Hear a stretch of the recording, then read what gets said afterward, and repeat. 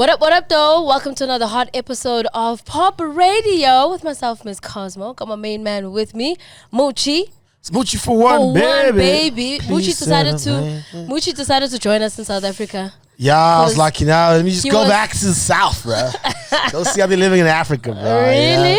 Yeah. The locals, and it's good to see what you guys have done with the place. Really? Actually, no. It's gone to the fucking dogs, my boy. I think ugenileli kompinyana got a little bit of a tan.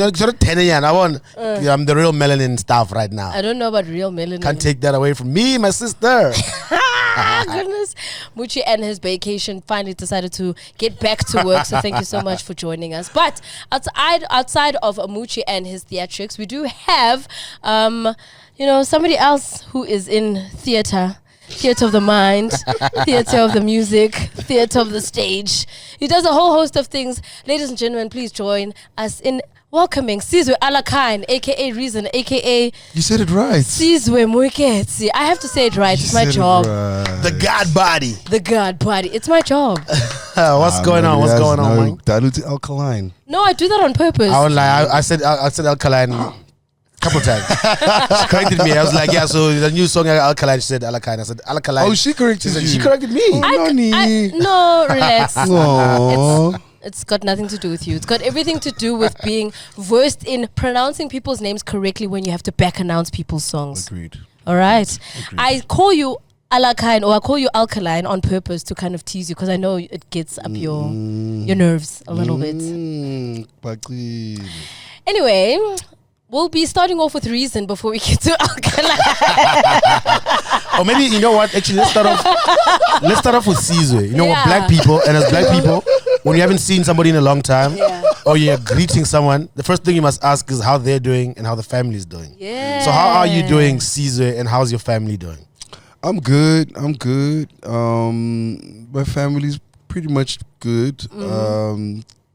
Got its own problems like any other family. Yes. How are the kids? Healthy, growing, bothering me, reminding me that I actually am really like a dad of like a lot of kids. Yes. Can you tell the twins apart? But oh dog. I know they say they can. One is Sizwe, one is Lutando. You can see it's not like the other twins.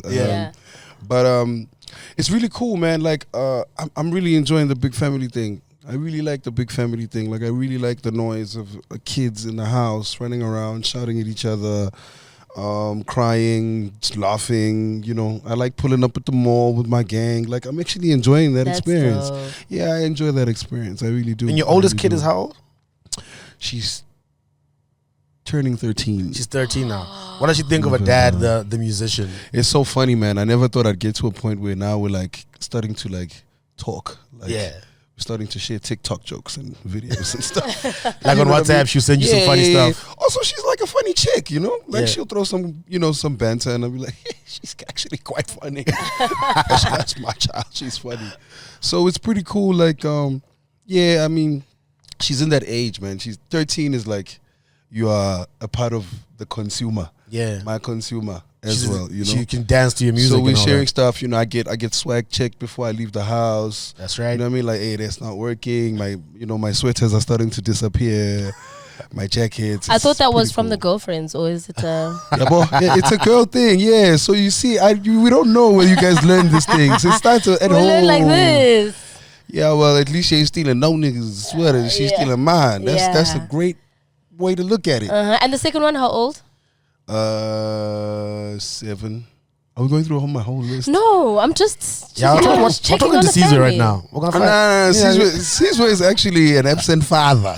Reason is a solid guy that raises his children. Sizwe is the piano absent father, street motherfucker, doesn't want to be in a relationship, doesn't want to, nothing. Are your kids, are any of them musical? Are you picking up any hints of them leaning towards music like yourself? Not really. Nah. Maybe it'll come up, I think, with time. Maybe with the twins. I don't know. Those chicks are very creative, you know. They like the painting thing. They like the but that's thing. where it like starts. That's where it starts, because sometimes you also kind of need to, you know, unlock a certain creative before it unlocks the second one, you know? Personally, I wouldn't want it You sound so disappointed. Yeah, I wouldn't want it for them. Maybe it's because I don't want it for them, dog. Dog, you know music, dog. Like, Yeah. we all wake up thinking we should have been doctors. Like, fuck. We all wake up every You morning. need to have the thinking, grades fuck, I to should be a have been- doctor. I do look You know back. what I'm like, saying? entertainment. Sometimes I was like, you know what? Can go back and then we can hustle this degree. Maybe I can get like 3 years. I can get something. No, Let the me thing just is- go be The thing is, I did it. Forex. I did it. I did I the should have finance. gone into the Yahoo boys. The thing is, I did finance, and I still wouldn't go back because I did it, and I was in there, and I was like, I can make my salary in a weekend. No, not doing it. That's the first taste of it now. When you I leave. don't know, Mgani. I want to go back to finance. You know, the other day I had to sort out some paperwork for Warner. Dog, I woke out like, and when I was busy doing it, I was doing it. And I was like, damn, man, I miss corporate. Like, I miss sitting in front of a laptop and just shutting things down. Like, And having deadlines and Fana. someone screaming at you. Vana, I was And I was having, like, having a meetings. rush. Waking up early to begin with. You know? Yeah. Yo, Vana, I was having like the rush of my life. I was just like, I miss this. I miss. But then you can still do it because, I mean, you did a lot of graphic design. You've Yeah, done a lot dog. of like creative stuff. And maybe that's where the twins are kind of tapping into the creative side with the graphics and things like that. I mean, their mom is also like a very, visual person. If you really think about it, she's very visual, like creative. Tando had like a fine art degree, type of, you know. So I'm hoping those genes will creep out more. Dog. I don't want my kids asking people why bangalale makaya for the next 20 years. Dog. Like, I don't want to lie. Dog. This thing is cool, but like. That's crazy. But It's getting there. also kind of still, with the family ties and stuff. Did you grow up in a big family? I did. Not entirely like a big family in my immediate family. So my mom and my stepdad, my stepdad had a daughter, which is my older half sister, and then they both had 2 kids together. But in the house, it was just 3 kids, my mom and my dad. But when you go to like my dad's family, like my brother got like 6 kids. My other brother probably moved like 5. You know what I mean? Yeah. So like, I think the big family thing is the gene that is immediate to me and my dad. Because last time I asked my aunt how many siblings I had, she said, I really don't know. That's a real answer sometimes. She said, I don't know. I have to You go know what? back and count. I appreciate her honesty because, these things always creep out either at Christmas or family gatherings or funerals is when Yeah, she more straight up, kids she pop said, up. dog, with that brother, dog, like anything is possible right now. I just wait and see y'all show up as you grow older, That's But crazy. we probably like maybe 8 or 7. And any one of your siblings in the arts and music? No, actually, I'm my family is very political. Yeah. Political ties, a lot of corporate ties, but more political. I'm the only like person who actually just pursues art. I think everybody in the family pursues art with me because they give me songs to sample. Like, yabona lem na kamonga plus I'm a swati. Monga sampula le. Awuyazi le ya sapula uDrake. Ngayizwe eMozambique silapha in exile ngo1950. I'm like, oh, okay, cool. You're not the black sheep, you're the black goat.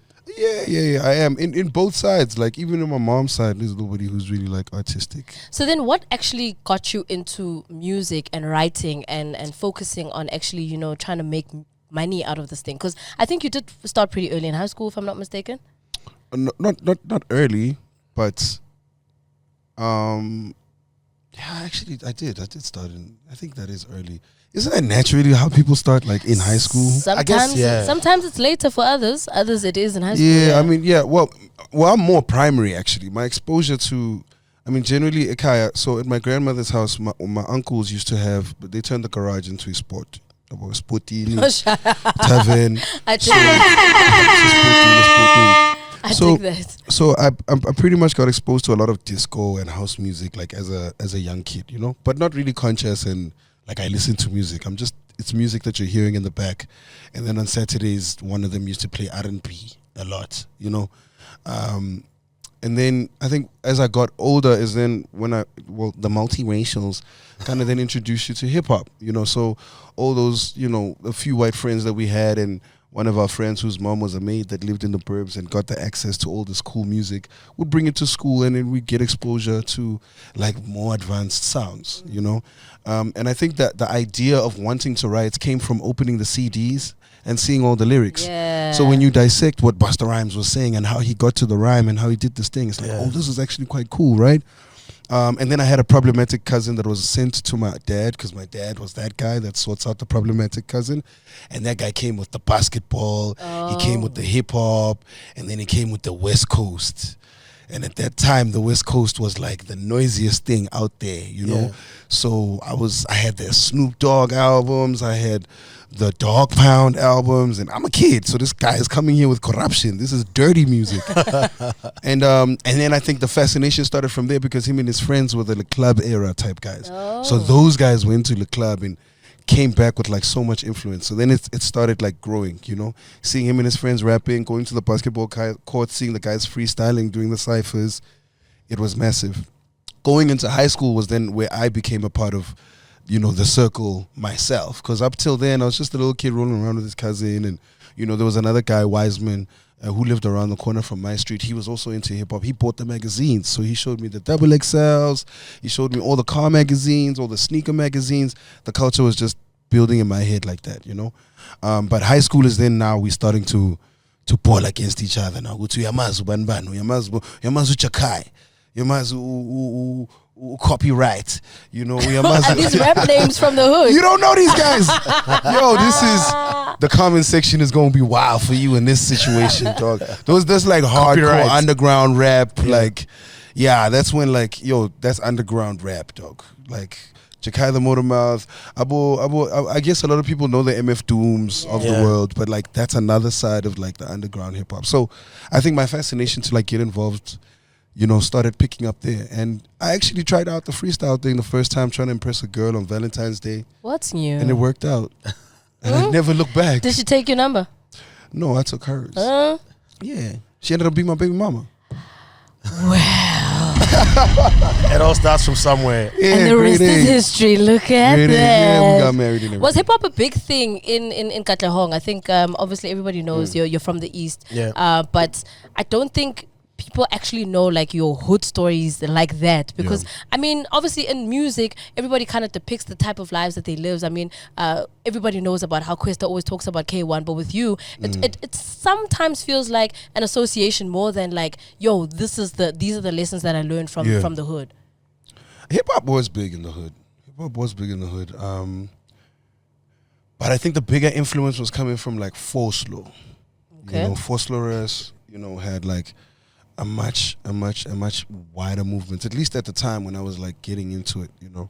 But they all had their own movements, because I think the pressure was coming from the fact that Soweto had Splash Jam, they had what was that thing? If it's not Splash Jam, it's Slaggies. Yeah. Because they had their own movements, the East started doing its own thing as well. So I think Tembisa had 1632. Togoza had what was that? Well, they had the Kota tour, which is the tour that went around the whole entire East Rand. So everybody just started doing their own thing. Our Quest and our Senzo, they were part of something. Everything's a Luma 7 in Katlehong, right? Okay. That was like the session. I forgot what it was called as well, but he was part of that section, right? And my thing was, I was moving because I still had family ties in Tembisa. So I'd be bouncing from Tembisa to Katlehong, right? And then because I met hoodlum at an early age, I started going to Togoza even more. And then the guys that left high school, all the guys that left high school when I was in grade 8, grade 9, that was Semitone, the guys that produced Umoya. Yeah. So then I started going there even more. So I was in Leondale as well, and I was working with Stethoscope, who was working on Proverbs album. Oh, so now I was in Forslow more. So generally, I became like a part of the whole East Rand. I couldn't really claim Katlehong alone. So generally, when you're listening to my stuff, I speak about the context of the whole of the East. Okay. Definitely from Katlehong, but I represent the whole of the East because I ended up being in all those hoods because of the producers, because of the studios. Nakoni studio at that time, we went to Reggio.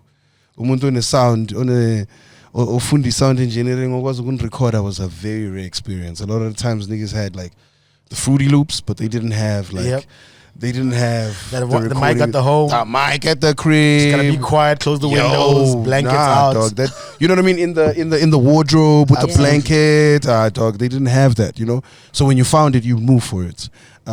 For a long time, I think that was Slicker's house.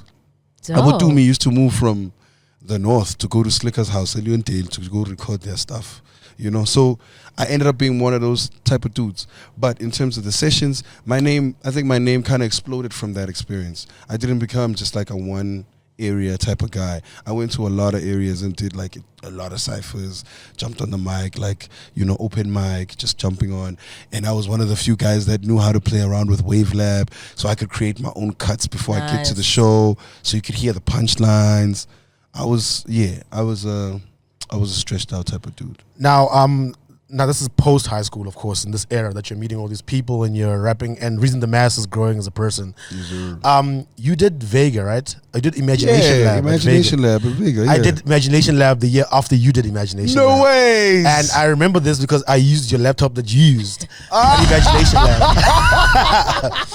So that is so cool. I'd heard of Reason the Mass and I'd heard this rapper locally in Joburg. Did you steal my ideas? And I remember there was some graphics that you had left on there and you could see, because you know you put your name on the computer, and it said, and for a while I couldn't connect the dots, and then something there said, because there's a guy from the East Strand that I was with, my homie, and he was a rapper as well, Database, and he was the one who would tell me, nah, my nigga, he's like, I heard about this through somebody who knew Reason about Imagination Lab, and that's how I got here. That is so cool. So after a while we realized, oh shit, we're actually using this computer that this guy was using as a, and I remember going through the, like, let's see if he's left some lyrics. Let's see if Reason left some lyrics out here for us at Vega, because like, yo, we might get out the hood because the nigga can rap. So I remember that at that time. And how did you get into that entire, because that's how I got into advertising as well. Oh, the whole Vega Imagination Lab. Man, that was such a great idea. So funny enough, I was going for I was trying to get a bursary at Vega, right? Logic from Optical Illusion was studying at Vega, right? Or actually he had finished. I think he had actually started working professionally. But he was saying, yo man, I studied at Vega. Go to Vega. They got these bursaries. Like, you can draw, your art is nice and stuff. You can actually really get in. On the day that I go there, yabo, but your marks. Let us see your marks. Yabo, let's see your matric results marks.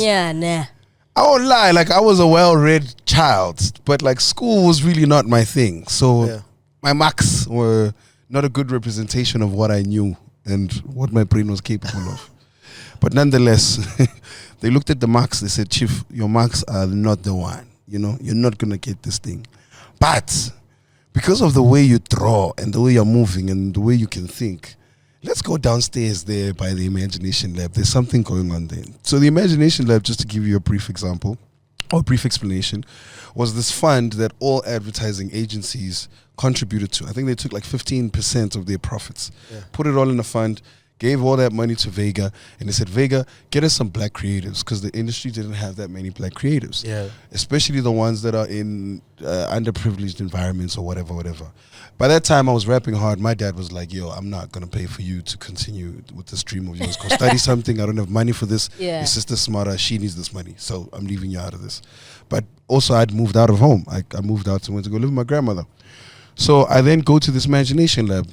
I don't remember if there was an aptitude test that we did or some sort. Yeah, there was some small little workshop on a day. Workshop, and then people actually get asked questions. You guys get in groups. You have to do a presentation. Then they gauge how well you think, you know. Go in there, ace this thing, Noni. As soon as I get into the Imagination Lab, they start paying us as well. Oh, yeah, we got money to go to school, you know. And I was coming from Tembisa, so I could, you know, get a decent, you know, laba baphume Alex bebatholi imali encane. Yeah. Thina siphume Tembisa bebatholi imali. Basically what they did is that they were like, let's give them a stipend, like whatever it is that you're earning, that it takes you for your transport, is what you're gonna get paid. Like maybe double a little bit of that to give you freedom to come to school. That's dope. So I started doing this thing, and this thing, like, do they still have that? I think it's still running. I'm not sure. No, Gordon Cook, the guy who founded Vega, I bumped into him a couple years ago, and I think they might have progressed it into something even bigger than it was back then. Because I remember having, you guys might have been, it might have been the third or fourth class Yes, we were early. We were the second. We were Yeah. the second because some of the students that were lecturing us were the guys that were Pinky Spade. Abompo, Bebakona, you wouldn't know Mpo actually. But anyway, Couch Potato. A lot of guys that are in the industry actually would come back and come do some classes. And I was actually one of the guys who was supposed to come back and do these classes, but I was reason. That's the problem. That is actually the problem. This is why we're here now. And I promise you, if you bump into Golden, he's that guy who's asking, when are you going to come through and contribute and know something? Or what are you doing? I was like, I'll contribute to what you're doing if you come back and contribute to all these other projects that I'm doing. Which makes sense because now what you're doing is you're creating a cycle to keep building the industry. I don't understand why you couldn't give an hour of your time. I probably could. I probably did. I went to go perform, man. I think I did. I went to go perform for one of the graduates, but not for a lecture class. HipHop. Isn't that more valuable? But yeah, I mean, so that's where all the graphics, like people don't actually know how many like album covers I've designed for a lot of these artists. Like I remember Speedster giving me a plaque for Mayo for the artwork. That's dope though. That's dope. Since the song went platinum and it was funny because that was supposed to be my song, and then he asked for it, and then I said, yeah, sure, take it. I don't think I'm gonna do as well as whatever you have planned for it, because when they played the song, I was like, yeah, this is a nice beat, this is a nice hook, but Speedster was just like, yo, this is so dope, this is so amazing, can I have it? And I'm like, yeah, sure, okay, you can have it, take it. It says, yeah, I'll let you do the cover though. Not even a feature? You can see your energy is like, this guy's coming with the right energy for the song. Well, no, yeah. He's like, I love it. I was like, this guy loves it. This guy really loves this song. Clearly, he has something But there's planned. 4 features on the song. Yeah, I didn't even think of wanting to be a feature. I was just like, yeah, I mean, take the song, bro. Like, I didn't see it like how he saw it. Like, literally, I think what he did with Mayo is not what I was thinking I was going to do with Mayo. Okay. I was looking for rigorous. I wasn't trying to do. I went to PG to Playground for rigorous. I wanted more future. I wanted more hard stuff, you know. So he went with me, and I was like, damn, that's a hard song. We got a plaque. I can't even say we no more. Give it away. But yeah, we went platinum, you know. But you did the artwork though, so I can put you on. A lot of covers, all of the flyers at Cool Out. I was doing those flyers. Yeah. So Photoshop and art direction really became like my thing. A lot of people saw me going to advertising, think I'd be a copyright guy, a copywriter because I'm a rapper. But like, I was a shit copywriter. Really? Terrible. Why? It's different than that. I think the first reason was I really liked manipulating visuals. Like I really liked the idea of having a blank canvas and then setting it up and creating like some sort of I guess what do they call composition? Yeah. You know, to compose something from scratch. I really liked and enjoyed doing those things. You know, playing around with perspectives, playing around with images, taking pictures from the internet and putting them together. To me was an exciting thing. But also my copywriter was Helena Rimby. Of course. Tricky. Helena Rimby. Okay. Come on, dog. I was fine. First day we showed up and we were copywriter and art director. I said, we're going to be fine. I don't need to write a pen. I don't need to do anything. There's also my boy, I think he was in there. Who's this? Oh, I forgot his name. But like we were like a bunch of hip hop kids who were getting into advertising. And I don't think a lot of people know how many hip hop contributors were actually going through the cycle of advertising to come out as culture specialists of hip hop. You know what I mean? Like, you have no idea how many things you pick up from that industry that actually contributes to the way we think. You can see the kids that went to advertising, like they went through a different route. You know, it's not finance. It's advertising. I went a different direction. It opened you up to the ad world, because at first you're like, because as a creative I was just like, okay, I'm not going to be doing this corporate thing for too long. But advertising allowed you, exactly, especially from the Imagination Lab, because it opened you up to all the aspects of advertising, not just, so you get into doing a little bit of Photoshop, you do digital, it's like, you know, fast-paced course, and you're doing a lot of writing. I already knew I'm definitely going to do a lot of writing, but the creative side allowed me to be like, I can actually lend my hand in things like, designing a little bit of this, designing for friends, and I was like, okay, but that already, because you're in the space, it opens you up to even more. Because I was like, I don't want to be here. I want to be on TV. I want to do stuff for radio. I want to do voice. I want to write. I know I don't want to be in the advertising space, but I love being there because at least it taught me the structure. Yeah. That's the only thing you look back. Like you can look back on corporate and you're like, look, I definitely don't want to do that. But the discipline, it teaches you to like, things don't just come. Your little bright idea is fine. But that's always something that I kind of speak to like young kids about as well, is that, sometimes it does suck to kind of find yourself in that 9-to-5 space. But there's a lot of like you're saying, the structure that I took away from that. Like even just a simple thing like learning how to send an email. Yeah. Because that would frustrate me so much, especially when I was on radio, to receive just like an attachment. Okay, who are you? What's your story? How do I play your song? What's the label copy? Where's the bio? Where's the label copy so I can get you money for playing your song on the radio? Do you know what I mean? I've got no bio. I've got no email to reply to. I don't know your name. I don't have a phone number. I can't even give you feedback to then say, maybe just master a little bit better, or maybe cut this part out because it's trash. Like, I couldn't do that. And half the time, it's like, you're a hater because you're not giving feedback. To who? You're a ghost now. Because all you've done is send me an attachment. It's actually, I won't lie, that's actually my advice to kids. When they say, I want to be an artist, how do I get into the industry? I say, go to school first. Please. Just go to school first, get a job. Get a job is my line for days, Joe. Get a job so you can pay for your video, pay for your recording, pay for your mixing, pay for your mastering, buy yourself a mic, who are you going to get this money? From your mom. Pay a lawyer so that your lawyer can read your contract before you sign to that label. Get a job. Do you know what I mean? Get a job so you know how to send an email. Get a job so that you are able to follow up on your invoices, so you know how to read a contract, so that you know how to type an invoice, so that you're able to treat yourself like a business. There's very small things that you learn in school that you won't learn on the streets. Manje abangani bakho man noni nawo abangani bakho laba basucceed bangena ama jobs. Bangena school. That's the problem. So when you tell them go to school and get a job, it's like, yeah, mara uwan bani nakaqedanga esikolweni musibheke unamalini unemali udlula wena. Yeah, it's always people think they can. People love there's an easier way of doing things. Getting it out the mud is not the way you should be going through. There are easier ways to make it, and I know it. I mean, we've all been kids, just like so we know guy. It's boring. That's one guy. Yeah. Do you know how many other guys wanted to do what he did? He's the exception. Yeah, it's just one guy. It's not like this. I can show you way more guys who dropped out of school and it did not work out for them. I can show you gang dudes who are like, I wish I stayed in school. Listen. And I'm telling you, if you wanna, I mean, it's hard to talk to kids, but the biggest example is always to show me, it mustn't always happen this way. I mustn't go get you a nigga who has regrets in his 40s or 50s. Yeah. To tell you, please, guys, just listen now. Get it out the way. While you're still young, you're fresh, especially after matric, because we have this matric culture in this country where it's like matric is like a cut-off time. Like, if you don't know what you need to do in matric, if you're not going into varsity, like your life is almost over. And kids feel like, if I don't pass matric, it's over. If I don't, it's over. It feels like there's such this cutting of the umbilical cord, where it's like, actually, guys, you have no idea how much that is literally the beginning. And we need a new culture to tell kids that school, you're leaving, but the world is not ending for you. Your friends leaving and you're seeing them going to varsity is not the end for you. There's definitely other avenues you can do, but they also involve school. Exactly. And just getting the matric also even gets you just like a normal job. Like sometimes people say, okay, fine, you might not have a degree, but just having a matric is good enough for us to, kind of let you in. So please, guys. But before we get all, into the lecture before you open situation, a TED Talk club, sounding like 30-year-olds. I mean, that's what happens. That's that LinkedIn chat, boy. We gotta, kind of swivel back to Reason the Mass. And obviously your career kind of sprouted in a space where you were like, what, I'm doing this rap thing, it's working in my favor. You took a very particular decision, and I know you've been asked this a couple of times, but it's a very particular decision also for your career to then say, I'm only gonna be Reason the Mass, I'm rapping in English.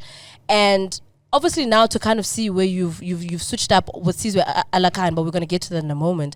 Why was it so important for you to kind of stick with that language situation for the music, for hip hop specifically? My biggest thing, and especially when it comes to,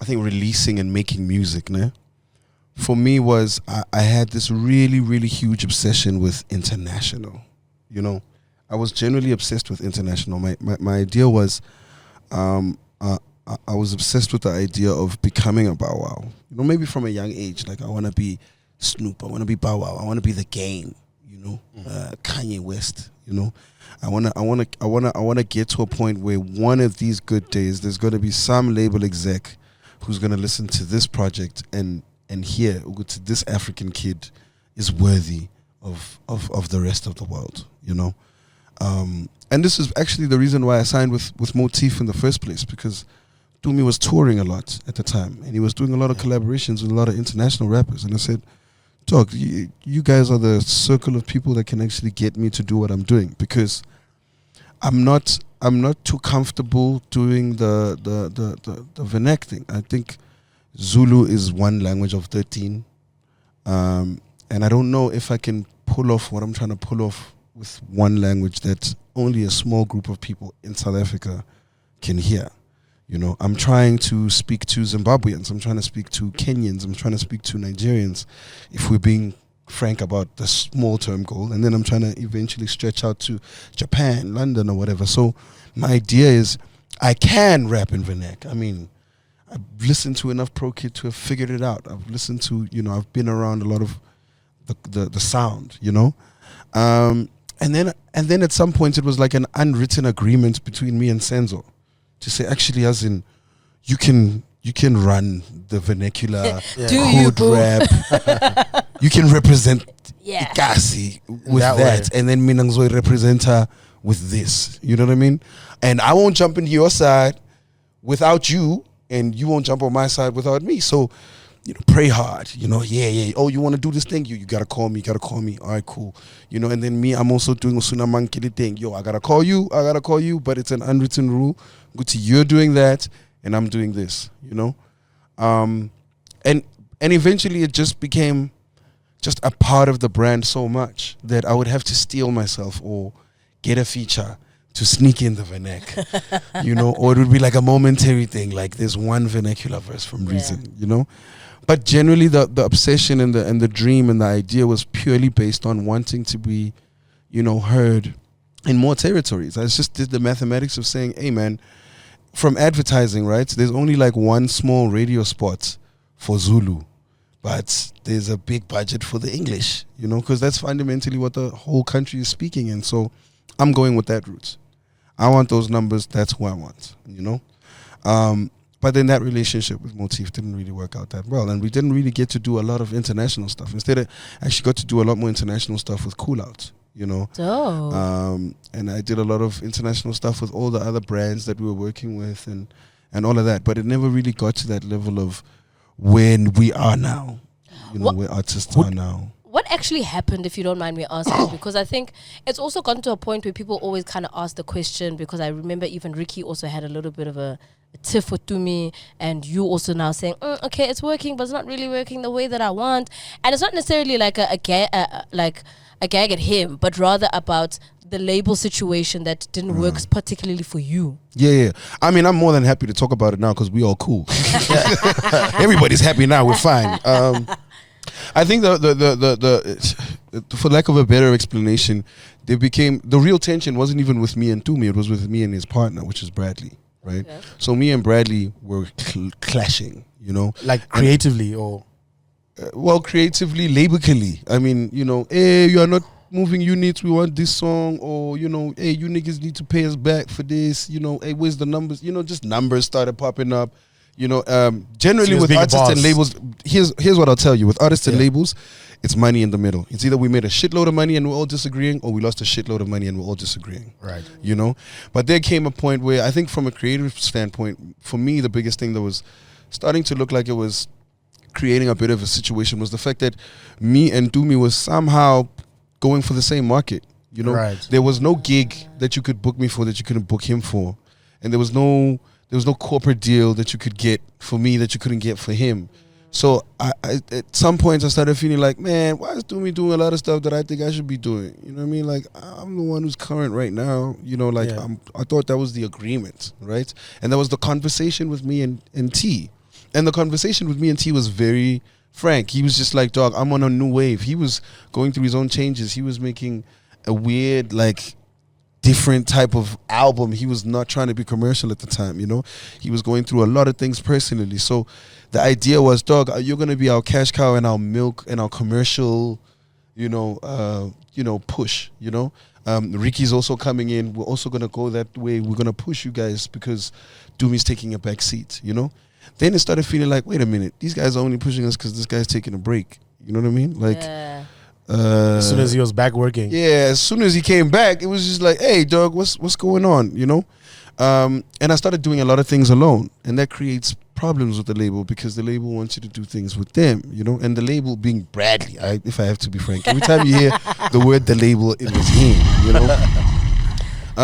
Because T was in his zone. He was like, being an artist. He was, you know, and every time I'd be like, yo, dog, your boy's doing us dirty. He'd be like, dog, my nigga, just sort it out, guys. I'm going through my own things. He was basically like a label mate at this stage, not. Yeah, he was a label mate. He was back to being an artist. You know, he wasn't even in the sessions when we were working on audio high definition. Because with A3D, he pieced that whole thing together for me. He was just like, yo, I know exactly how we're going to stick it up their ass. This is the producer. We're getting 37 MPH. Is going to produce 80% of the album. Going to get some beats from IVD. Going to get some beats from these guys. Yo, features from he put that thing together. Come audio high definition time, he was starting to creep back into his hole, you know? And now we were left with Bradley. So they were fighting with this guy over and over again, you know? I think at the time, he didn't really particularly like my stuff, you know? So he'd be saying, yo, this song is trash. This ain't gonna work. I think the only thing I've ever done in that whole career, in that whole relationship that Bradley ever loved was Bump the Cheese Up, because that was the only thing. He said, yo, I like this song, man. We pushing this song. No, at the time, well, not really. Like, I did that song, like, there was a time I was doing freestyles. I was doing a lot of freestyles.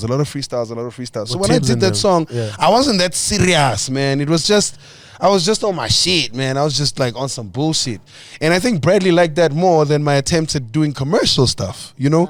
Because all my attempts at doing, like, your 2 Cup Shakurs and all that other stuff, Keep Debiting, all those songs, he was just like, man, that shit is just, you whack, bro. Like, I don't know why we putting money behind this kid. You know what I mean? Like, and it wasn't even like something you would hide. He was just like, dog, you know you're only here because this guy fucks with you. I don't really fuck with your shit, dog. I don't think you have it in you. But anyway, let's do it. You know? You know? And one by one, every now and then he's like, okay, Reese, I see you coming with this shit. All right, this is a hot record, you know, it's doing well on radio. Well done. I didn't really fuck with it. So he could say, I didn't really fuck with this song. I didn't really fuck with you, but you seem to be doing well, so let's continue. But that one was the only time where he was like, yabona manje, son. Uzange fire. And in my head, me and myself, I was like, pump that cheese up. I don't know. All songs. This song is not going to do much, man. He wasn't feeling you. Yeah, he wasn't feeling me at all, you know. So that thing became so obvious that we got to a point where we said, you know what, dog, how much do we owe you? We want to go. Like, so how do you sever that relationship now? Yeah, well, I mean, end it. Because now you're saying you're 2 albums deep now. Yeah, well, the contract was 2 albums and a possible third. Right. So we did the 2 albums and a possible third. And then when we got to the possible third, we said, all right, here's your last album. We're going to leave now. He said, yeah, you can, but, you know, we kind of own the albums 50-50. So you need to, you know, pay back that 50 that we've been fronting for you, you know? Whoa. Which was really dope, but what was fair about it, I will never complain at that exit plan, because that exit plan was very frank. It was just like, dog, we just want the money. So from your gigs, from your corporate deals, we don't care, just as long as it comes back, you know. An asshole of a record label would be the one that would say, no, you're staying in the label until you sell the records we made with you to make up that amount. That's what an actual record label was supposed to do. They were supposed to say, no, dog, asifuni mali yakho yama-gig, asifuni mali yakho yama-corporates, sifuna le yama-city, yama-album. And until that one gets paid back, you are stuck at motif, you know. Even Ricky was happy with the exit plan. He goes, I just have to pay you, and I'm out. I think he had already solicited his money from somewhere else. Yeah, he was happy to sign the check. He was happy to do the paper, you know. It took us about 4 months to pay that money. Yeah, he did it immediately, and he got out, you know.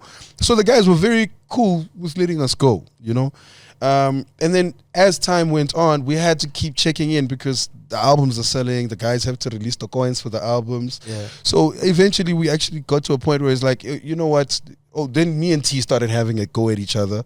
When we started doing what happened with Ricky, what happened with Reason, what happened with, you know, we had that era where we had our back and forth. I think then, I think that was hip hop also kind of creeping in. Yeah, but the tension behind closed doors started creeping onto the song. Yeah. You know, and he might have felt a way about me bouncing eventually and actually just being like, fuck this shit, I'm actually going to do my own thing. But it started pooping out in the songs. So we had our little back and forth. And then eventually after my little back and forth, but because Tumi is like such a hip-hop guy in all its toxicity, that nigga was happy I responded. He was like, yeah, nigga! nigga. He's like, yo, Reese, I love it, dog. Yo, what a comeback. I fucking love it, dog. Let's smoke these cigars and get drunk, dog. He's like, this guy. Why does this feel like a trap? And then in my head, the whole time I'm like, oh, T's here. I hope this is not weird. Bradley's here. Fuck that nigga. But T's here. I hope it's not weird. It was at a pop bottles, foot. Mahleli laphayana living his cigar life. At that time I don't know cigar tea. That's tea I know. The last Tumi I know is Tumi. Yeah. Stogie tea angaka interacting I find you one enjoy meza pani petty bottle petty cigar. Yo Reese, I heard the reply, man. I love it, Reese. I love it. I love that shit, dog. That's fucking amazing. Talk your shit, bro. Spoke your shit. I agree with you. Makes sense. All right, let's move on. Yeah, cool. All right, we move on. Sharp, see you next week. Have some champagne. Now, just final question about the albums. Because you paid back the money, so you now own your 2 original albums. No. So they all my deal with Motif was 50-50. So we co-own. So to this day, you still co-own. We co-own. But you need to pay the 50 that they fronted for that album. So basically, if you got to look at it, if we have to give it to all you kids out there who want record deals, the record label is a bank. You go to the bank and you say, I've got a little small business, which is your album. You say, I want to go into this business and I need you to invest in it. And then, they invest in it. And then as your business succeeds, you keep paying back the money that they put up, of course, for this album. Sometimes the bank will say, hey, we're going to own this company with you so that we're a part of it and we make sure that you don't fuck it up and you don't fuck up our money and your own money. So we're going to pay all the money you need for these projects, right? Mm-hmm. And you're only going to pay back your half. Okay, so they can. So we put up the 100%, and then you only pay the 50%, and then we own it outright together, and we have our own 50-50. So that money that we had to pay back was our 50%. All right, because they put up 100 for you guys. They put up the 100%, yeah. That's dope, man. I mean, you know what? Sometimes kind of getting out of label situations is a pro and a con, because whether you like it or not, that label still did their work in trying to get you out there. Getting you commercial, getting you in spaces that you wouldn't have access to. So there's not really anything wrong with signing a label as long as the deal is correct and it works for you. And you're able to kind of, use it to your advantage, I guess. You have to. There's just one bottom line with the label, dog. You just got to pay the money back. I think everybody just really has to know. That's the biggest. So you're saying everybody who's complaining about labels now just doesn't want to pay their 50%? It could be 100, because for you to leave any label, the label is always going to remind you if you owe them, dog. There's no label that's going to say, "Eish, lo muntu lo simupe 2 million. Ay makavayive, ufuna ukuhamba mus, makahambe." Ubani uzovuma ukuthi I've spent all this money on you and you want to bounce and you don't want to give me. No, dog. They're going to try and get as much of theirs as they want, The more sinister approach or the more sinister behavior is a label that doesn't want to let you go and still wants to exploit you. That's different, because some labels want you to go. They actually just want their money. Yeah. They just want you to fuck off. And if you have to continue your own thing without them so they can get their money, that's cool. But then some other guys it's personal. They don't want to let you go. They don't want to let you move. But I'm telling you, every artist who wants to leave always gets thrown with a price tag. Whenever there's fights, when people go to courts, I mean, it's price tags. It's price tags. Oaks can't settle the bills. Yeah, busy jumping on couches in the club. That's the problem. And now you guys are not being able to pay these things. So, just make sure. It's more severe things, though, as well. Like, these guys bought me a car. Of course. These guys bought me a house. You know what I mean? Or, and then sometimes the label gets your money and they don't give it to you. Then you find out later, my label got like so much money for something that was supposed to be mine and they didn't give it to me. It's always money, dog. It'll always be money. But then don't they keep the money because they got you the house and the car? They should. But I think it's a chat of transparency now, because all good and well you got this money because I did this campaign with this brand, and yes, you bought me a house, but at least tell me, Guti, okay, this is how much the brand is paying. We're taking that money towards the house. That's so don't complain. That's the sinister I think it's the behavior. transparency that's the problem, is that there's no communication with the label and the artist, and that's why people get mad. There's also a lack of accountability and control from an artist's perspective. Because you should be asking these questions, dog. You can't be a superstar driving around in a car that you got from someone and not ask questions. Whose car is this? Who's paying for this car? If I crash the car, what's the problem? How am I paying for this car if this is my car? Yes, if I crash the car, which insurance am I calling? Yeah. When they ask me questions, what paperwork am I giving them? What information am I giving them? You know what I'm saying? labels do a lot for artists because labels need artists to make money, dog. That's one thing I can tell. And artists don't have that money. Artists don't have the money to pop off, so they will freaking do everything in their power to make you a star. They're a label. They need an artist to be a star for them to be a respectable label. So I don't doubt in my mind that labels go out of their way. It's just when you try to leave and do your own thing, there's a label that's like, we're so happy for you. Go. We want you to flourish. Do your own thing. Be a star. We've done what we could. We love you and we want you to be amazing, MT. But I'm joking. But hey man, that entire label is just everybody knows what it is. It's not a secret. I just say, dog, if you're gonna go there and you're gonna accept the terms and conditions go in, dog, just accept the terms and conditions going out. I remember having a conversation like that with Java, when he was saying, yo, when I was having this chat with Java and he was like, yo, everybody that I came in with is trying to run out the building. And I get it. I get the tension. I get the situation. But to be fair, I got to leave with the same attitude I came in with. I came in here to make music and money.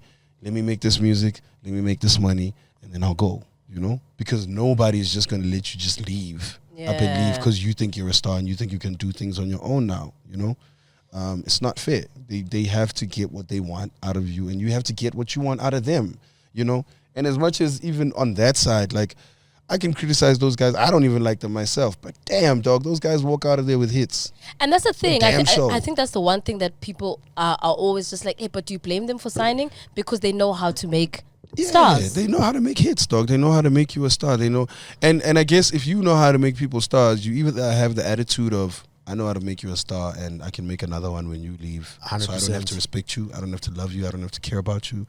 Or you can just be about, yo, I can actually make some stars and I can actually build some really great people. So let me just be in healthy relationships with them forever. That's my thing. I'm like, this label would be so much bigger, and they'd be maybe one of the biggest labels in this country. They would be because the way they know how to manage an artist's growth was very good, and to bring out the best in them.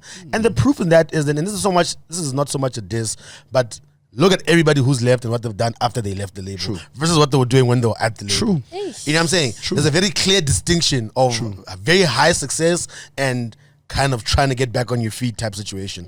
So the help that they were giving you is more than just knowing the music. They see the raw talent, and some of these guys, they literally get them from the mud. You know what I'm saying? They heard this kid, and all of them is from the mud. Literally. We didn't know a single one of these dudes. They went and got them straight out the mud, washed the boys off, and they said, let's go into studio. So I can understand the questions that we're asking people to ask. When you're coming straight, when they found you on the street, you're not going to ask whose Benz this is. At that time, you're like, I'll ask later. But today, it's my Benz. It's mine right now. The crib is mine. The money is real in my account. Even they say you're only getting 20% of what you're making. You're like, but I'm getting 20%. Then later, you're like, actually want the rest of that money. What's going on? Because now we've learned a little bit. So the artist management could be bringing guys in, educating them, and signing a bit of a fair deal. Because then people will be like salivating to go to your label. Kids will be at home going, man, I want those guys to sign me so that they can grow me and then we can create this great partnership together. Because now it's but I would like, if people loved being there, that would be like the Def Jam of I promise you, bro. It'd be over. If everybody loved being there and didn't want to leave, like they would ride for that building, like they would be big because consistently they've done it over and over again, like star after star after star after star, hit after hit after hit. It's they go gung-ho for those guys, but that's when tricky, it comes to leaving, if they came through and they say, Sizwe, let's have a little conversation in the back. Hell no, hell no. I'll tell you now, I don't have any real direct issues with Khosi or Ambitious or whatever, but like I just, as a person, as a human being, I end up spending time with these guys, post their experiences, it's like, damn, dog. I also have the same conversations with them to say, dog, I don't really have any issues with the brew. I'm not a fan, but you can't deny what he did for you. It's tough. And I know maybe his fee is too expensive for you to exit and leave or whatever, but like, it's just one of those where, dog, if you're going in there, just know they're going to make you a star. I'm sure you could make Sizwe Alakine the biggest piano artist in the world right now. But it's too high of a price to pay, bro. Yeah, it is too high. But you know and what? Maybe people should look at labels like that. And it's tricky because also as an artist, sometimes you also kind of find yourself in a space where you're kind of down and out. Like you're saying, post leaving, things kind of are different. Like you don't have the Benz, you don't have the car, you don't have the house, you don't have the bank account, and now And the ego is bruised now. and this happens to a lot of artists. So not necessarily even from them from that label, but even for you at some point where you also kind of felt like, okay, where's this career thing going? Where is my hip hop space kind of going? Where is that taking me? Social media is also kind of now getting in your face about a lot of things as well. How do you deal with conversations like that, especially when it's all being splashed all over social media? Because bullying has become another thing in South Africa that we're kind of having to deal with. I like you stand your ground before you answer that. You'd be like, a lot of people shy away. A lot of people say something. I'm asking him because I know he's going to answer. Yeah. That's the thing. A lot of people shy away. So I was saying, I just want to give the respect out. I like that you say it and you're like, yeah, it's the thing that I said though. The thing that I said is the thing that I said. Because some people say the things and when they get attacked, they're like, oh, no, sorry guys. I'm sorry. Hari. I mean, you know what? At some point, You were getting bashed a lot. Dog. And for random things. Weird things. Let me tell you. Good morning, tag. Yeah. You know, at some point, it got paid. It's like, you can't be tweeting us reason. You're what? Where's your hip hop career? Yeah. Aren't Where are you your supposed to be kids? changing the kids' nappy? Yeah. You know? Do you have another child? Aren't you supposed to be breastfeeding the kids? Oh my god. It was like that, right? Yeah. And it's so weird because it work with me on this one, right? Yeah. On the one side there is a very clear and evident experience. So for me, where things started to change was after Jesus Christ. I put 2 S's on white cheeses, and the whole world woke up mad at me. You know? Why did you do that? Before that, it was a fucking creative expression, dog. No, but you grew up in a black home. You know how black people are very like. Dog, it's white Jesus. Yeah, but still, they pray to white Jesus. You know how this thing is weird. Anyway, I found myself in that, Yeah. right? Funny enough, at the time, I was having a hip-hop conversation. That's actually why I was doing it. I was having a hip-hop conversation with people who listen to hip-hop. I had never, ever crossed over further than maybe to a few pop radio stations and, you know, a couple of pop spaces. But at the time, I was purely a hip-hop artist, right? And that song was taking from the conversation of you are a representation of what Jesus is, right? You're the living representation of what Jesus is. And my conversation was, if I'm Jesus, then I'm the tainted version of it. You know, I'm the Jesus that's drinking alcohol every week, hanging around with bitches all the time, you know, just fucking around and being dirty. So I was writing a piece, an artistic piece on that. So when I did that, then all hell broke loose. Everybody was like, this piece of shit, motherfucker, you know? The song hadn't even come out, you know? But I found myself on Kaya FM. I found myself on 702. I found myself there was a religious TV show. I was online there where they were just like, why do you guys disrespect the word of God and what? If you make it to 702, you're lit now. No, he was on TBN now. He's past 702 when you're on TBN. My brother, I had gone to the other side. Guys who had just said, this guy is going with the devil, he's signing with the devil, we don't support him, we don't love him anymore. So the first level of disrespect comes from that. And then the second one happens when you date a famous girl, right? Which is very weird to me. For some strange reason, guys get a lot of flack when they date famous girls. Why? Right? I don't know, dog. I mean, Pretty gets a lot of shit these days. Not these days. It's the whole relationship. The whole relationship, right? Murder started getting a lot of shit these days, right? But for some strange reason, there's a certain level of attack that just goes towards guys who date famous, right? Especially Girls if too, though. Huh? Girls too. Girls get a lot of flack for guys. I think girls get a lot of flack for dating famous guys from a maybe like a career advancement perspective. Like, for instance, if you watch The Roast and how everybody was going off at Nadia and the type of guys that she had that Oh she yes, had I dated. hear what you're saying. And maybe it's not as much as the guys because maybe they expect girls to kind of date up, for lack of a better Yes. phrase, but not for guys to kind of do the same? I don't know. Yeah, so I think maybe there's this imaginary idea that only famous girls are only supposed to marry like rich, corporate, whatever, guys or whatever. So Tina, some were underground, some were creative, so we had advertising, it wasn't good enough or whatever. But then there's that, right? So then you just get a lot of banter just saying, Sugala Chirako, he's bigger than you or whatever. So then there's that level of toxicity. But then what follows through with that was the independent thing, you know. Going independent just became too heavy for me. And like just like it does for every other people, like the people that we just spoke about, to say when I was with the label, we were rocking, we were moving, we were supreme, high level, everything was just high level, high level, high level. Then the independence came. So now you're moving with a bit of lesser chops, more, you know. So then everything just started going like smaller and smaller and smaller and smaller. And funny enough, I was in a place where I was really trying to invest myself in a corporate space. My family was growing. I was doing stuff with Slicker on Live. I was doing stuff with Sia. We were going for the other side. So the disrespect just became like supernatural for people. It's like, yo, we can actually diss you to say we can either say your girl is better than you, or we can say your competitors are better than you. We can say anything we want. We can just diss you on anything, you know. Again, if you look at a guy like Pretty, the most comfortable nigga, has no money problems, has no music problems, has no issues with nothing, but like people just feel the need to just go at you, right? Because they feel the need. When people don't know how you make money, first of all, you know, the assumption is always, and especially for hip hop guys, because they're like, oh, hip hop are only gonna count these guys. These three guys are the ones who are making money. The rest of you guys are hungry. Trash. Yeah, the rest of you are hungry. If I don't see you on this stage or whatever, you're hungry. Yeah. If I don't see you, hungry. You know, so when you're dating, especially now, if you bring Pretty's girl, she's, you know what I'm saying, she's busy, and I'm saying she's busy, and she does all these entertainment space things, like your lady as well, hosting on the television. So people see her every single day, and the assumption is that what the eyes can see is perceived as just more success. Yeah. This person is bigger and better, and whatever you could be doing on the background as a guy, you're working, feeding your family, but even it's like not good enough. Not good enough. You drop a dope song, people don't fuck with you. It was just weird, you know. So I did the only thing that I knew how to do it. I said, actually, let me be realistic about this. You know, what am I doing wrong?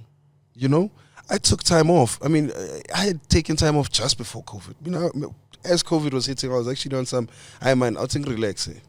This music thing, I'm not really thinking. I think people aren't fucking with me because I'm not really fucking with it too. You know, I'm just dropping records for the sake of dropping records, you know, and I'm ticking boxes for the sake of ticking boxes. If this new sound is popping, let me do a song like that. If this sound is popping, let me do a song like that. If this sound is popping, let me do a song like that. Let me just tick the boxes, you know. But then it got to a point where I was like, actually, I'm over this myself, you know. I don't want to do this. I'm having more fun with my advertising and media stuff, with Slicker, with all my advertising friends there by Rivonia, you know. So I'm in those spaces there, you know.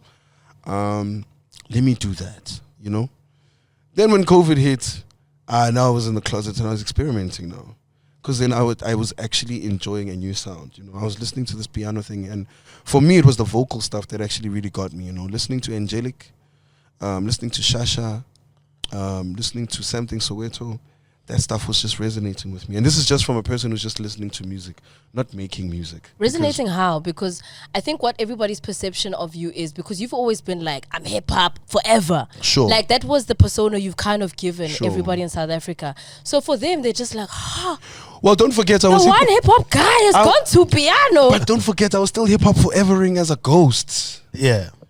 I was hip-hop forevering for all the other hip-hop artists. Yeah, we're going to get there. We're going to get there. But no, I'm just telling you, Tamina, I never left. Yeah, I never left to begin with. Like, when I was saying I was in the background, I was in the background writing for other people. I was in the background producing songs for other people. I was in the background being in hip-hop, just not as myself. You know what I mean? Just not in the presence. But at the same time, I was falling out of love with it and the relationship and the concept for myself. You know what I mean? I think I remember having a conversation with Bash saying, dog, I'm actually enjoying writing for other people than I enjoy writing for myself. But I think that's also like one of the conversations that also came up when people found out you were ghostwriting for so many artists and those songs were becoming hits. And it's like, but if you can write such a dope song for that person, then why can't the you do issue it for is yourself? me. Yes. Why can't you do it for yourself? Exactly. So then it got to that point where it's like, actually, why can't I do it for myself? I think that was the pull away. That was the moment where I said, oh man, it just so happened that maybe I might be that Air Force One that you loved and respected when you bought, but it might be old. You prefer your new Louis Vuittons. Yeah. You still love that Air Force One. It's still there in your cupboard. You still clean it up. Every now and then you whip it out and you wear it and you go to the streets. But like, I might be that sneaker that's you just love, but it's in the back now, And there's nothing wrong with that. I think that's when the thing hit for me, when I was like, actually, maybe there's nothing wrong with that, because I'm also over this thing myself. I don't like this sound. I don't like how people are rapping as well. Like, every time I do this thing, I'm actually doing it because that's how people are doing it now. But I don't want to do it like that. I don't want to rap like this. I don't want to talk about things like this. I don't want to, So I started feeling like, actually, maybe this is not a bad thing. That's when the tide turned for me, and I said, actually, I'm going to go do some other shit. I want to go hang out with other people. Yeah. I want to experiment with new sounds. And this thing kept popping up all the time, and I kept fucking with it every single time. I think the dope thing is that what I was happy about when you're for is that what you spoke about, what you were discussing right now, the social media, the attacks, the what the fuck do these people want from me? Yeah. You know what I'm saying? Like, the worst thing or the most piteous thing is that when you did that switch up, I was like, you're actually in a perfect position to do a switch up and experiment with whatever you want. Because it's like, if they're going to talk shit anyway, especially this much shit from your kids, your baby mama, like everything, like personal shit, not even about the music anymore, just like there's that. And then there was also an element of Ningchayla Masib. I want. Didn't it hurt you? Didn't it like fuck with you, like to a point where you took it personally? Nah, it never. I never took it personally. For myself, I remember for a very long time I was taking it personally for everybody around me. To say, shit, it can't be easy to have a girl who's watching their person get attacked, or to have a daughter watching their dad get attacked, or a brother. Your daughter's on social media. She's on social media. She's old enough. You know what I mean? So I was worried about everybody else around me. Dog, I come from advertising. It's thick skin all the way. You get dissed now for some great shit that you've been working on the whole day. So getting criticism, and that's just my life. That one is fine, But there was a part of me that was like, I must sip.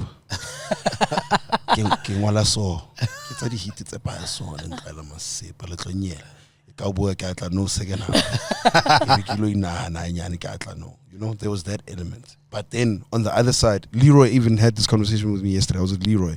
Leroy was like, dog, did you know everybody was going to give you so much flack? I said, I was getting so much shit at the time. It was like I had nothing to lose, dog. Exactly. There was nothing you could say to me at that point that could feel any different. Also, on the other side, Bash is just like, dog, this shit is hot. Yeah. This piano shit you're making right now is hot, dog. We need to go. Let's go. In my head, I'm like, no, wait, let's meet Pori first. Let's go to Pori first. After Pori, after Maphorisa, then we can go back. But I need to get to Pori first, which is true. I swear to you, 30th of June, 2001. That's your birthday. That was my birthday. I was at Pori's house on my birthday. Randomly enough, giving birth to a new version of myself like you cannot believe, dog. That guy was giving me all the juice. He gave me all the information. He gave me everything. But Pori's like that. People don't know. He's got such a big heart when it comes to new artists. Dog, he was just like reason this thing. Yabona manje uzagahle. Uzagahle. Did you guys record the same time? We recorded 4 songs that day. Plus, it doesn't help that we live 5 minutes apart from each other. We recorded 4 songs that day. Kanda Shisa made it at 7 o'clock on that day, in the morning. On that day, made that song. He said, dog, you can have it. This one you can have. All the other ones we'll talk about later. But this one you can go. This one you can go. I'm telling you, dog. But leading up to that... why was it important for you to talk to Pori, though? I don't know, man. I don't know. I don't remember why, but... At the time, it was like the most important thing for me. Mind you, Durban Gogo was actually like the one person who was like there for me. I don't want to lie. Really? When I was in the closet doing piano stuff, I'd send her my piano records and she'd give me feedback. Her biggest thing was just like, dog, who are these producers you're working with? These hip-hop friends of yours. And we call me Varing, Spanner no Chills the engineer, Chills produces everything. Yeah. So the day I found out he produces piano, I started making some piano songs, send them to Noni, yes, she's also sorry, Mandisa. Send them to Mandisa. And Mandisa's like, yo man, you're coming with something, I hear you, but like you need the piano pros. You actually need to work with these guys. Then I said, but dog, how the fuck do I do that? She said, come to my house on this day. Get there, Lady Do's there, Bush is there, Musa Keys is there, Musa Keys as well. Also another nigga that saved my life, dog. That nigga opened the door. Musa Keys, Musa was very impatient with me that day because he actually had shit to do and he had places to go. But the guy still chilled and let me record the songs. Like he had better things to do. I think I was supposed to do something in Lives of the Villain. And he was just like, dog, this one is not working. Let's try another one. Let me work on another one. I said, are you going to be long? Oh, no. But the guy is there. Like, he's not leaving, you know? It even gets to a point where I realize, oh, shit, everybody's leaving. I need to leave, you know? Come to my house tomorrow. Then I start going to Musa Keys' house. We start fucking around even more. We make more songs. And it was Musa Keys who was going to Maphorisa that day. When I was going there, day before my birthday. It was the 29th. I went to Musa Keys. He says, dog, we need to finish early because I need to go to Pori. I said, what? I'm coming with you. But you know what? Go. I'll call you when you're there and I'll ask if I can come because I've been trying to get to this motherfucker, but I don't know how to get there. He says, fine. I'll call you when I'm there. When he gets there, he calls me. He says, yo, I'm with the bro. You still want to come? I said, say no more.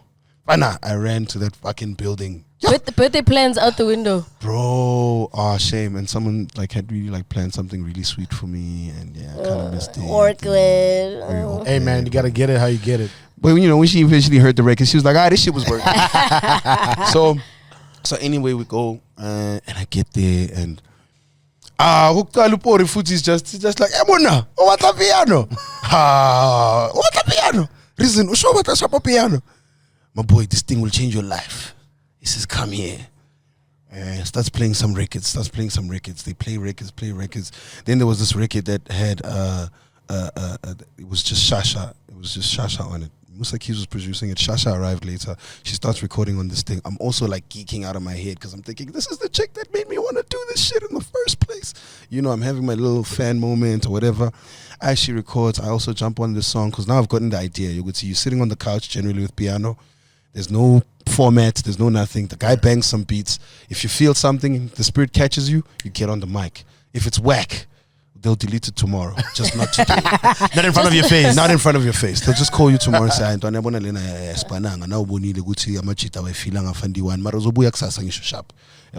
so then I feel the spirit, I record. And that's actually the one song that I've been trying to get from Pori for so long because that song ended up having me, Musa Keys, Mpura, and Maphorisa on it, you know. But nonetheless, we make these songs, and then Musa Keys has to leave, and then Shasha has to leave. Eventually, it's just me and Pori in the house. Yeah.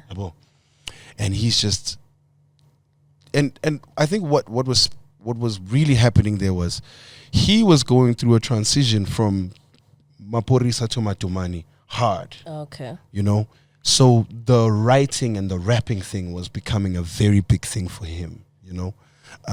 And I was going through my transition from going from rap to this, you know. So we were cross-pollinating and sharing ideas and sharing perspectives on that ground to say, I'm going through a transition. You're going through a transition too? Shit! Let's go! Right? Yeah. And then for a good 3 weeks straight, it was back to back. You know? He plugged me to Mello and Sleazy. He plugged me to Fellow Liti. Well, Fellow I'd kind of met before, but he was taking me to the guys now. He was saying, dog, work with this guy. Go to the crib in Midrand. Go to this place. Just go in studio, make these songs. Oh, record deal. You don't have a record deal? All right, let me call Chris from Electro Mode. Let's get you a nice deal where you run shit yourself. You know, he was on that wave. He literally was just setting me up. Within like 4 or 5 days, I kind of was like ready to go. Let's go. Plus we did that post, that one post where he posted himself listening to Kanda Shisa, right? And at the time, people didn't know that was me on the song. Then the next post people saw, it was me, Kilakau, Mpura, and Amaroto in studio. Then it was like, oh, this guy is serious. You know? Because also you're with the big guys now. Yeah, now it's like, and that's the part that I think a lot of people don't understand. If you want to go into piano, Mfana, that cosign, that dap Yeah. from guys who are official is really what gets you in, dog. I don't care who you are, how big you are. You make your little piano songs with your friends there, dog. If none of these official guys is there, you'll never be official. You'll never be official, dog. They won't take you seriously. You'll just look like a cloud chaser. You know, you'll just look like somebody who's just trying to steal from this sound, guys. That's just how it works. I don't know how many calls I get from niggas that say, dog, but let it be, dog, tsamaya ko kabza. Kabza ka fuck access code, wakena. So okay, no piano.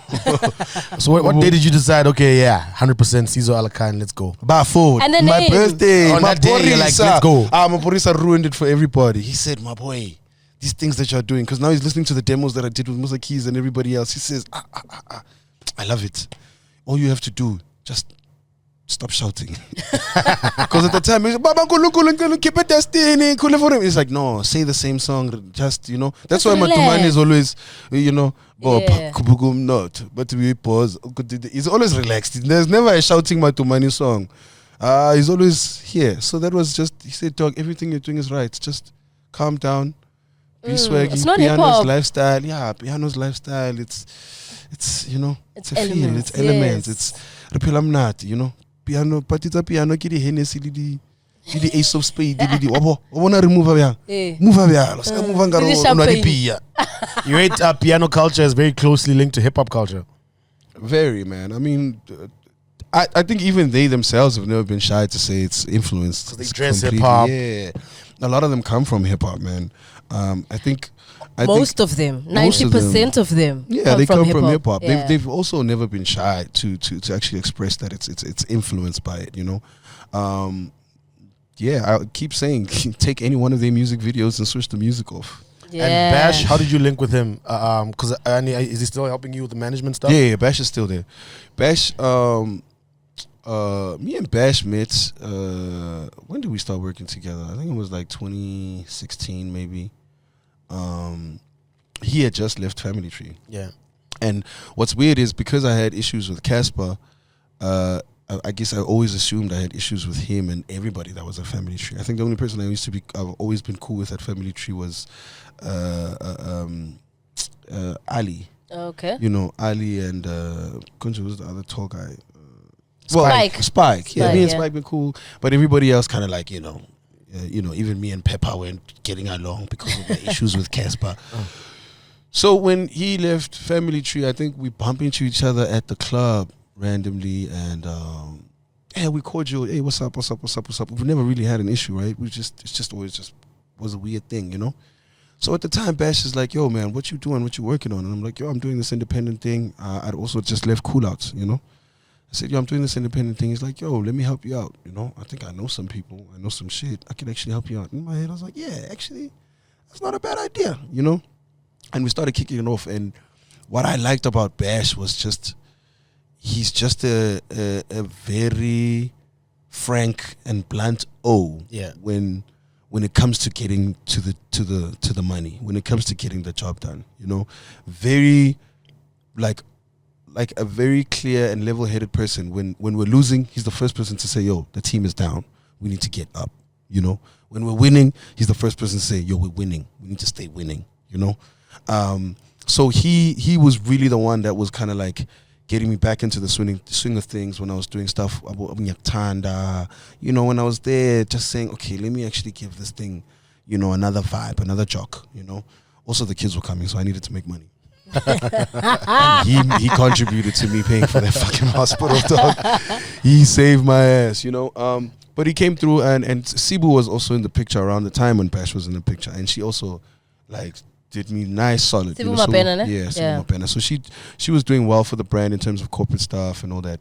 And we've kind of moved ever since. When I started taking a back seat was when he was taking a front seat with Boy T, you know. And even then, when he started working with Boy T, he was like, yo, I'm going to be working with this chick and I'm going to be doing a lot of the managerial stuff that I was doing for her because you're not really moving the needle. But I think we still need you this side to actually, like, you know, push some of these records. So then we started all working together on all the boity stuff. That's dope. I like the fact that there was an honest relationship. Because sometimes, again, back to the transparency. Because if you're not gonna tell me what I'm getting myself into, it's gonna create like animosity. Yeah. So it was dope that he was honest enough to say, "Listen, things aren't working here, but they can still work here. Don't fret about it, Because that's all anybody actually wants out of a relationship is just tell me where I stand so that I also know how to move. You know what I mean? Yeah. But just please explain the name, because I think. You're gonna have a lot of people calling you. Alakine. No, Alkaline is gonna be your name until you explain why it's Alakine. Because we're Ashkaraning. We're having a nice little shiverine. Say what? Did I ask her right? No. I'm more confused than I was before. And he said nothing. He said absolutely nothing to us. Because you don't want to ask her about the secret mime. The secret mime is the one that's secret mime. How did it get into your head? There's a guy called Msaro. It was, again, Bori. You don't understand, guys. So before, I'd heard Tyler, ICU, and some guys like throwing these words around, and they were using it to describe girls at the time. The Ashkarain pelelepi manje. The Ashkarain mona izolo manje. Azangu sasekremaim. I would say, dog, it's lingo. Go ask Bori. Everyone keeps saying, go ask Bori. Go ask Bori. Go ask Bori. So eventually, when I'm with Bori, I'm like, Bori man, king, they didn't hear the Ashkarain Shivarain. Irim Msaro. Msaro, you know Msaro? Oh, that one is a ghost. So Msaro is this guy who is from Soweto. A lot of the piano guys know him, and he was the one that pushes that Ashkarain, Ashkaravain, Shivarain, what conversation. It's just street lingo, not too different from the type of words you've heard from Poison Bucks before. And so. One of those words was Alakine. So Alakine, when you're an Alakine or you Alakine something. Like right now, we're Alakining this interview. This Ashkarain is being Alakine. Alakine is to do. Okay. Yeah. It's to. You Alakine radio, you Alakine the club, you Alakine boys. So Sizwe Alakine. Wow. Sizwe Alakine's a bunch of things. Sizwe yenza. Okay. Does it all. Ukwenza. Yenza kuphela ntwana yami. Alakine. And the place where I heard Alakine was when we were doing the song with Mpura. So there's a song with Mpura where he comes on and he says Alakine, matuman, kalamine. So he does that. Yeah. And I said, oh, that sounds nice, right? Because when I met Pori, he said, you can't just call yourself Sizwe. Because the whole time I was moving into Reason, and when I wanted to do piano, I said, I just want to call myself Sizwe, which is my real name, my actual name. And they will never have another Sizwe in the rest of the world like I did with Reason. You'll never have confusion at Samro, which is where my coins should go, because there's another Reason in America who signed to Kendrick Lamar. So it's like, damn, I got to compete with this guy. And I'm got bigger numbers than him. I'm doing better than him. But damn, my shit gets confused because he exists. Yeah. So I want to use my real name because there's nobody else. It's either Sizwe Dlomo or Sizwe Mekete. Yeah. So I was going with Sizwe. Sorry, my phone was ringing. I'm switching it off. So anyway, I wanted to just go with Sizwe. And Pori was like, no, Sizwe's not enough, Joe. You need a surname. You need a something. It's Devin Koko. It's Musa Keys. It's Fellow Tyler Litty. ICU. Fellow Litty. It's not Sizwe. Give us something, Went through a lot of names. Sizwe, Mavutela, Sizwe. Oh, no. Sizwe. Dog, I went through all of them. And I don't know why I didn't go with Lebaka. Mutipa called me and said, dog, why didn't you just go with Sizwe Lebaka? Because we all thought your surname was Lebaka. Really? And Lebaka is Reason. Yeah, they thought that's why I call myself Reason, because of Lebaka. Okay. And also I used to call myself Lebaka on Facebook back in the day, so they thought Lebaka was my surname. So why didn't you call yourself Sizwe Lebaka? I don't know why that one didn't come. But I went with Alakine because I thought it sounds so nice. Nah, I like Lebaka a lot. I like Lebaka, right? Sizwe Lebaka would have been better. I really like Lebaka. It would have been so close to Reason. It would have worked. And it would have made sense. Explaining it would have been such a breeze. It would have been so easy. No, I'm still Reason. Dog. You would have never even had complications with alkaline, because that's the biggest problem with Alakine is alkaline. So I've been forced to add it in so many verses now so people can just get how it's said. But yeah, it was just purely because of him. He insisted that I get like a barrel at the end. So what's the difference in cadence? Because when you're Reason, you have to like lyricist of the year type vibe. Yeah. And piano is obviously just, it's quieter. It's not shouting, number one. But also like, you also have to get into a zone. Lyricist go piano. No. I mean, they are, but like they're not out there trying to pull out the Oxford Dictionary. Do you know what I mean? Like, they're keeping things simple. It's like Kwaito, where you can repeat a couple of words. As long as it's groovy, you rock. You know what I mean? Yeah. So how do you tap into the different cadence for you to then pull out Alakine? I mean, I tweeted the other day that actually, if you really think about it, Reason is Sizwe Alakine's ghostwriter. I mean, we know that. That's the best way to put it. I mean, that's just the best way to put it. But I understand that from a writing perspective. I'm saying the cadence. How do you now switch up the vibe? Because when people see you on stage, they still see Reason. Yeah. How do you change their minds to see Alakine? So the truth is, I mean, the real reason why I even wanted to change the name in the beginning was because I think the Reason brand is associated with poetry, with lyricism, with the other side of hip hop. It's not even just hip hop itself. It's like lyricism. If we have to be frank, it's literally about that. And when I looked at myself going into Yano's, I was like, that is a completely different thing, because this is actually more about, my vision for myself was to be more creative with what was already existing, with what everybody was already doing, which was simplicity. You know, a lot of it is based on pure simplicity. You know, Namayang Biza 1,000, Namayang Biza 1,000. You know, Adiwele, Adiwele, Adiwele. It's a very simple sound, very straightforward. The ambitions and the dreams are very straightforward. It's almost like Afro-tech. Afro-tech songs have very simple, straightforward messages. Two-liners that are repeated throughout the whole song, you know? And I just felt like that's not Reason. There's no way you could do that with Reason. Like, a Reason verse should be like what Jay-Z verses have become. You know, like Jay-Z features these days, he's coming to say something, you know? And in my head, I thought, actually, I want to reserve that for that, because that's what I started this thing for. I started that brand. I went into hip-hop and I went into the music for that, to be like a very special type of writer, a very different type of writer, a guy that goes slightly further with the patterns, slightly further with the punchlines, slightly further with the metaphors.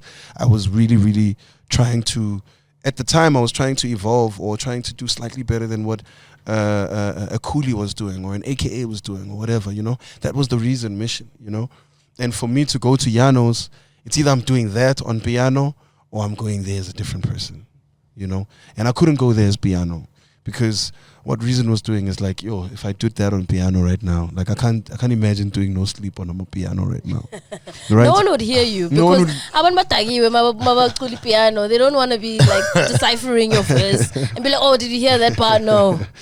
Yeah, but then I think that the difference, the most obvious difference, before, and this was before a conversation with Kabza, because then I'd isolated and said, Sizwe's piano, Reason is hip hop. That's actually where it got to at some point. I said, when I feel like doing some hip hop shit, I'm going to do it as Reason. And if I feel like doing some piano shit, I want to do it as... Then Kabza the other day was saying,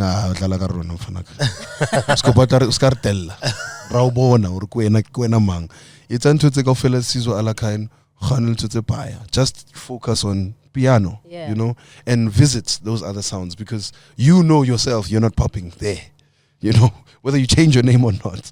Go back there, you're not the one. So just do it when you want to do it, but just do it as this new brand, as this refreshed brand, because what actually happens is we are now dealing with an audience. Some of these kids don't even know Reason. Some of these kids don't even know that there used to be a Reason. Yeah. They know from Kanda Shisa down. Which is dope. Especially it's a whole because new market. Yeah, and that's where it's the pin drops for me, where I'm like, actually, it's not a bad time to let go of Reason, you know? If I feel like rapping, I'll just rap, dog. It'll just be Sizwe Alakine, and that's just it, you know? And Sizwe and Reason, both independent artists? Sizwe signed. Reason is independent. That's interesting. Do you think...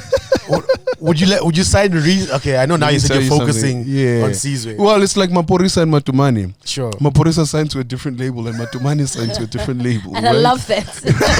I love that so much. Like, there's genius in that. There is, right? Oh, Lantella as Maphorisa. Okay. Let me go make a whole album as Matumani, and then I'll see you guys next album. Like, Shame.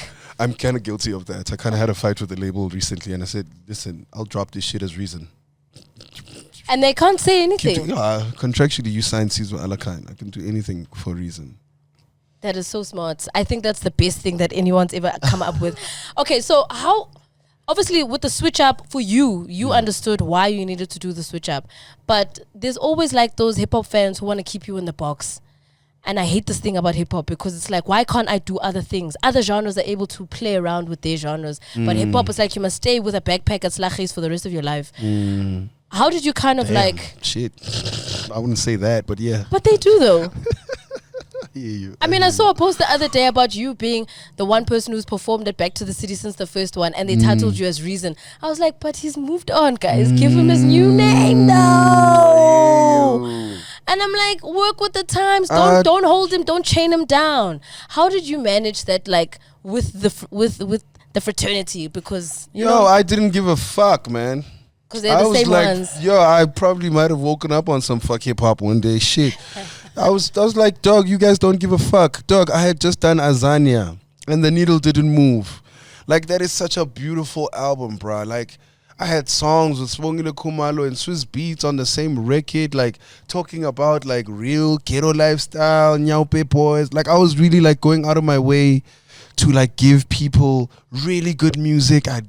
Good poetry, trying to make sure that it's not random or strange and talking about real things that were happening around me. Like, I had invested so much of myself and nothing was happening. If anything, I was getting tweets where people were dissing me. And, I was like, fuck you guys. I could not give a fuck, dog. The first time I popped up and I saw the first comment saying, "Oh, now you're doing Amapiano because hip hop is not," I was like, actually, yeah, nigga. What the fuck am I supposed to do? Sit here and fight for my position in hip hop when there's no position in hip hop? Fuck out of here, And I was also in a lot of conversations where I was meeting brews who had actually, like, been fulfilled from a Reason perspective, Like, Reason fans were like, dog, me, the first 3 albums, I was happy. Like, I'm happy, dog. I'm happy with what you've done. Like, you've given me everything I needed to hear. Like, I liked your shit. And if you want to do some other shit, it's fine, dog. Actually, I want to see how you're going to do that shit, So once I was in that conversation, I was like, actually, I've done my part here. Why you don't need me? I want to say there will never be your fans that come after you. They say you can't cancel me if you didn't make me. Yeah. You know what I'm saying? Let the people who are Reason, let them come to talk. I can be like, okay, I'm a Reason fan. If I'm going to speak to you about Sizwe, maybe you might listen to me. Even if I have a complaint, it's fine. But at least I can come through and say, no, I've got all your shit. Yeah. I fucks with Reason. I've never stopped fucking with Reason. And I have a comment to say about Sizwe. Sharp. But if a guy who's been talking shit there for 5 albums, they'd be doing something else and he has to complain some more, it's like, you're joking. Show me the last Reason album you bought. No, I didn't buy them because I didn't like the music. So what? Then fuck it. What do you care? What do you care? Okay, so now you're letting go of Reason, but on social media you haven't changed your handles. Are you attached? It's so complicated because of that verification. Yeah, but you can always reapply. Oh no, I'm definitely changing it. That's what I'm trying to tell you. I'm trying to tell you I'm working on changing it, but it's just the complication of that verified sticker. Yes, because the people who are looking for ways Sizwe, you have to go around to make sure that you don't lose that verification. If you change your name on your thingy, you lose that verification. You have to go through it again. Yeah, and it takes like 6 weeks or some shit. But it's 6 weeks that you'll then be a new person. I think we're on like third week 3 now. Yeah. Maybe. Yeah. So sooner or later, you're going to see that thing change. Okay, I'm definitely trying to change it. That's dope. Because I think, with the transition... Mara, why to change her name from Champagne Papi? Because he's still Champagne Papi. He's not Champagne Papi. That nigga's been a lot of things except Champagne Papi for a very long time. Hey. I'm here with Keela. The only person who needs to care about it is Uncle Waffles. You don't have to worry about that. Anyway, so you, on the other hand, still need to change your handles because we want to see the rebirth. We want to see it be a complete brand transition. And even with you signing with Warner, are you happy? Are they taking you to where you want Alakine to go? We're taking each other definitely where we both want to go. Why didn't you sign to Pori, if you don't mind me asking? Funny enough, that was him. He said, dog, you're too advanced. You're too ahead of your time. I don't think you should sign to me. I think you should just start your own thing, which is how he got me set up with Electro. Okay. But Warner was coming with the coins, man. And I needed coins at the time. I won't lie. I had the music. I had the relationships. I had everything. They had the coins and they have the international, And that's really what I need, Warner also was going through its transition where it was going from the Warner that everybody knows, which is a very weird and unknown record label. Like, what do these guys do in South Africa? Who's signed to them and what's going on, So with their refresh is then when they start this conversation with me saying, dog, we're going in as a different type of Warner. and we want to solidify our position in South Africa.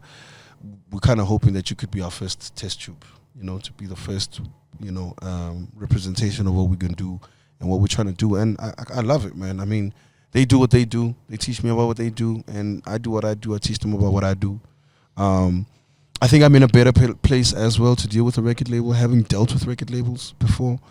Because I won't lie, for a very long time I was traumatized. Like, I did not even want to see like a record label or walk into a record label building. Like, even if you said I'm recording a session and the studio's at the label, I'd say fuck the label.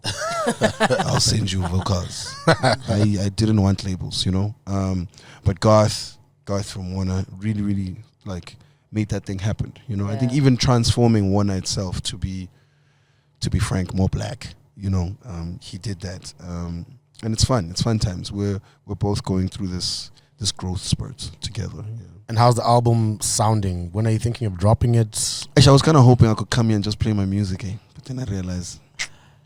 Let's give us an exclusive for the episode. My brother, we're not. I see, Noni's right on time. I mean, what is it? Noni's right on time. What does he want from us? If you want to play your music, you go to Metro, you go to 5, you go to IFM, you go, Now give us something for the outro. We're here for a chat. Send it tonight. I'll send it tonight. We'll use it on the outro. I really like it. I really love it. And there's one thing I learned and I realized is, with that genre, where you're gonna get punished and you're gonna suffer is if you do things yourself.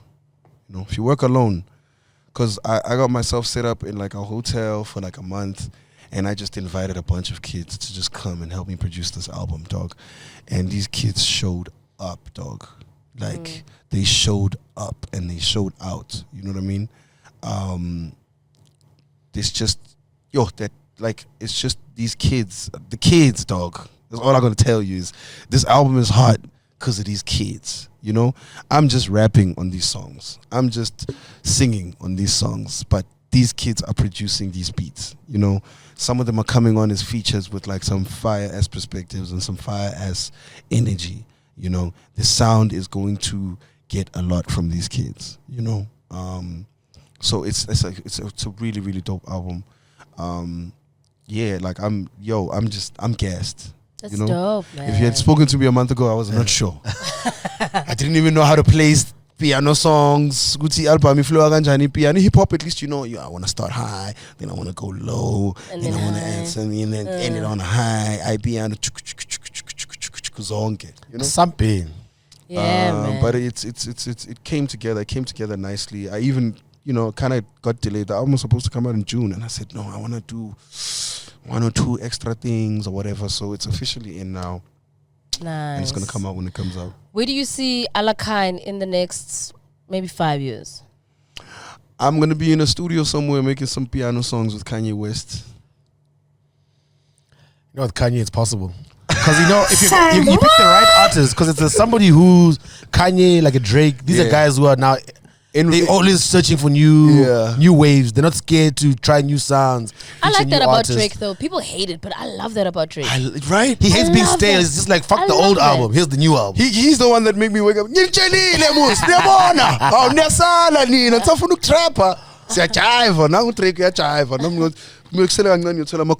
please don't do that. Don't do that, because then you're going to be back in hip hop. Please don't do that. Listen, all right, no. But where piano's going right now, I think it's going to be where Afrobeat got to, and I think collaborations and international relationships is just going to be so normal. I think Major League is doing that for a lot of people now. Jazzy is doing that for a lot of people. Porty's doing that for a lot of people. As in starting those relationships where we're going to start having a lot of exchanges with the guys overseas. So.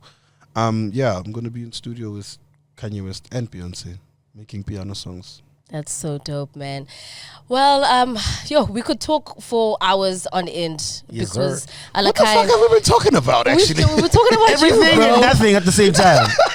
We can go on and on and like on a piano song, right? It talks about everything and nothing at the same time. And sometimes you sing the lyrics like, what did I actually just say? I mean, why? But as long as it gets the body moving, that's what matters. But thank you so much to Sizwe Alakine for joining us today. We're excited for the album. We're excited to hear the sound. We're excited to hear how far you're going to take this thing. Reason would have never made it to You Pop almost Radio. They didn't know make it. it. They know it. They know they would have never called Reason He to Pop almost Radio. didn't It's make a full it. circle moment. We used to Yes. share a computer. You didn't even know it. I didn't even know it, bro. Yes, sir. Imagination that. Why are you different? I knew you was different. Whatever, man. Thank you so much for joining us. Good to see the Yeah. vibes is good with you.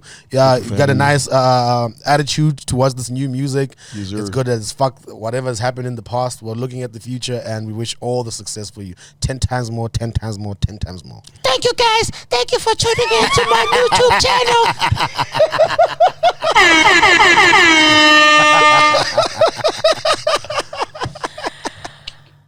I like how we all know what that is. And we're all done.